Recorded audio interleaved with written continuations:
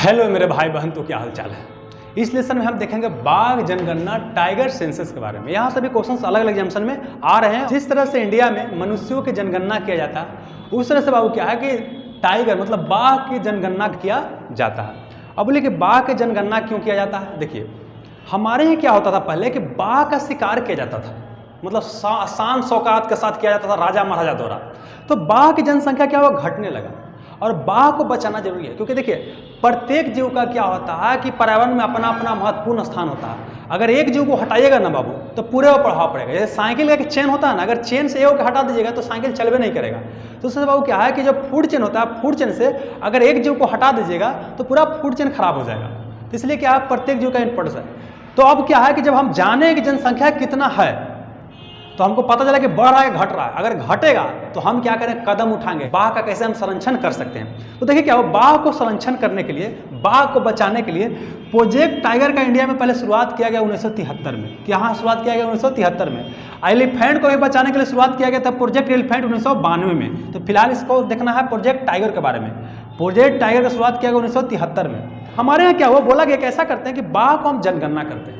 तो हमारे यहाँ क्या किया जाता है कि 4 साल पर बाघ की जनगणना किया जाता है। तो देखिए 2018 में लास्ट जनगणना हमारे यहाँ किया गया था, और यह क्या जनगणना था, चौथा था। तो पहला क्वेश्चन पूछेगा कि हमारे यहाँ कितने साल पर बाघ का जनगणना किया जाता है, 4 साल पर। और मनुष्य का जनगणना किया जाता है 10 साल पर। तो बाघ की जनगणना 4 साल पर 2018 में क्या था, चौथा था।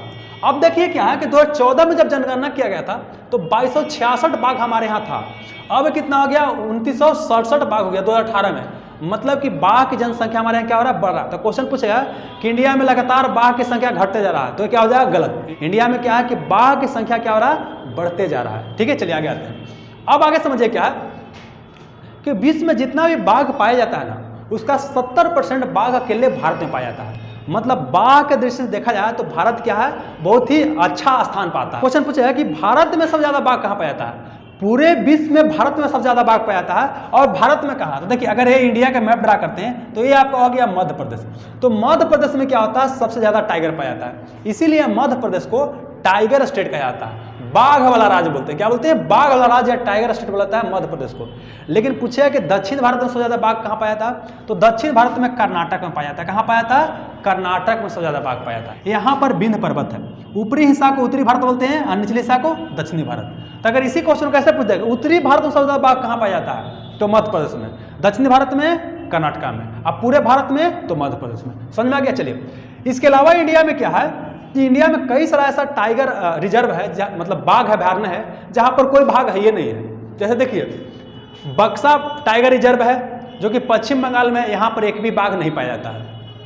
पलामू टाइगर रिजर्व है जो कि झारखंड में है, यहाँ पर एक भी बाघ नहीं पाया जाता है। और यहाँ पर डंपा की बात करते हैं, मिजोरम है, तो यहाँ एक भी बाघ नहीं पाया जाता है। तो कई बार तो ऐसे क्वेश्चन पूछ देगा कि बक्सा टाइगर रिजर्व कहाँ पाया जाता है, पश्चिम बंगाल में। पलामू कहाँ पाया जाता है, झारखंड में। डंपा कहाँ पाया जाता है, मिजोरम में पाया जाता है। इस समझ में आपको आ गया। चलिए, अब क्या है कि हमारे यहाँ 2022 तक बाघ की जनगणना दोगुना करने का लक्ष्य रखा गया है।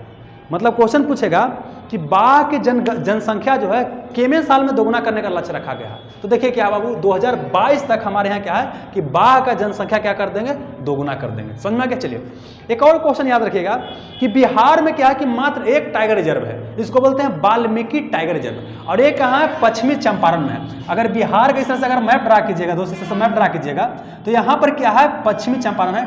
यहीं पर क्या आपका है, टाइगर रिजर्व। इसका नाम है वाल्मीकि टाइगर रिजर्व, और यह बिहार का एकमात्र टाइगर रिजर्व है। साथ ही एक और चीज याद रख सकते हैं, रॉयल बंगाल टाइगर को भारत का राष्ट्रीय पशु डिक्लेयर किया गया है, इसको याद रख सकते हैं। और देखिए हाथी के बारे में बोले कि हाथी को बचाने के लिए प्रोजेक्ट एलिफेंट की शुरुआत किया गया था 1992 में। तो हाथी को बोलते हैं भारत का राष्ट्रीय विरासत पशु।